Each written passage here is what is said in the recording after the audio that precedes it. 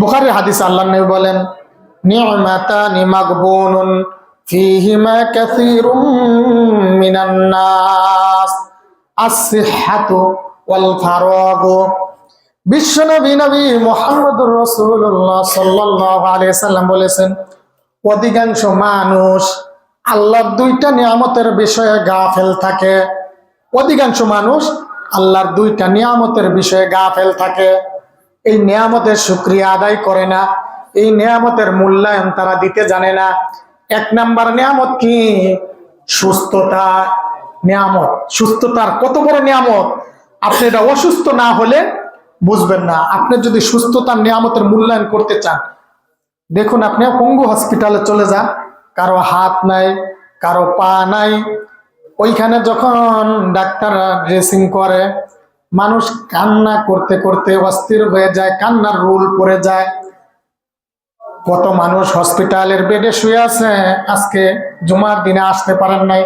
সুস্থতা কত বড় নিয়ামত, এটা অসুস্থ না হইলে বোঝা যায় না। মানুষ দেখবেন সুস্থ থাকলে আল্লাহকে চিনে না, আল্লাহকে ডাকতে চায় না।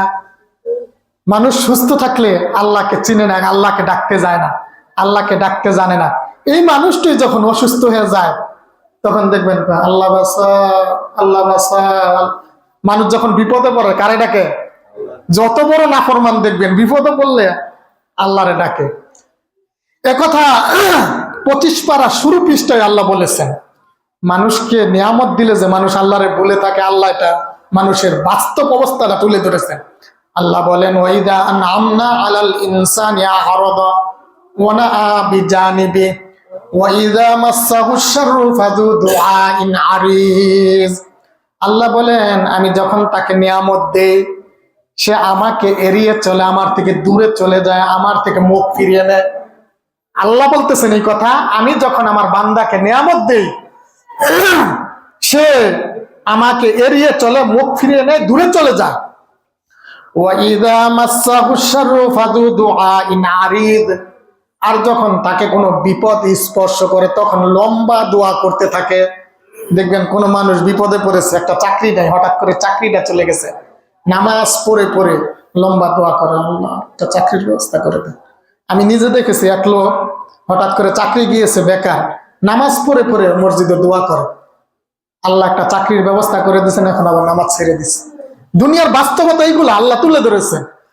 তা আল্লাহ বলেন, তাকে যখন কোনো বিপদ স্পর্শ করে লম্বা দোয়া করতে থাকে, আর যখন নিয়ামত দেয় তখন মুখ ফিরায় নেয়, আল্লাহকে ভুলে যায়, দূরে চলে যায়। এই জন্য মুহতারাম হাজিরিন, আল্লাহ নবী এক হাদিসে আমাদেরকে বলে যে ওয়াখুজ মিন সিহহাতিকা লিমারাদিকা, যে তোমার সুস্থতার মধ্য থেকে কিছু সময় অসুস্থতার জন্য রেখে দাও। এই ব্যাখ্যা কি? তার মানে সুস্থ অবস্থায় তুমি বেশি বেশি নেক আমল করো। এমন একটা সময় আসবে, তুমি ইচ্ছা করলে রাত্রে আর 2 রাকাত তাহাজ্জুদ পড়তে পারবে না।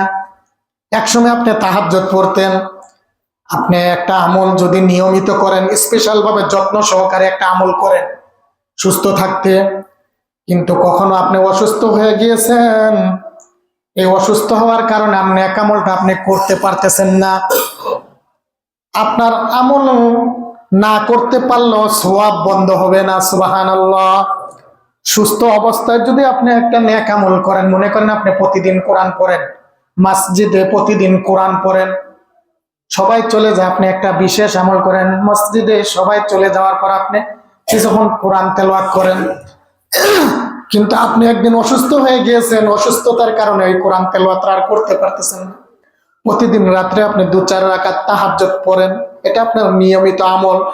হঠাৎ একদিন অসুস্থ হয়ে গিয়েছেন, এই তাহাজ্জুদটা আপনি পড়তে পারেন না। আমল যদি নাও করতে পারেন, সওয়াব বন্ধ হবে না। সুবহানাল্লাহ। দলিল কোথায়? দলিল আছে মুসনাদ আহমদের মধ্যে। বিশ্বনবী নবী মুহাম্মদুর রাসূলুল্লাহ সাল্লাল্লাহু আলাইহি সাল্লাম বলেছেন, বান্দা অসুস্থতার কারণে যে আজকে নেক আমল করতেছে না, নেক আমল করতে পারতেছে না, তার আমলনামা বন্ধ হবে না, তার সওয়াব বন্ধ হবে না, তার নেকি লেখা বন্ধ হবে না। উকতুবু লাহু বিমিসলি আমালিহি, তার সওয়াব লেখায় নিযুক্ত যে ফেরেশতা আছে, আল্লাহ ওই ফেরেশতাকে বলেন, সুস্থ অবস্থায় নেক আমল করলে যে নেকি হতো, অসুস্থ অবস্থায় যে আজকে করতে পারতেছে না, সুস্থ অবস্থায় নেক আমল করলে যেই পরিমাণ হতো ওই পরিমাণ নেকি তার আমল নামায় দিয়ে দাও।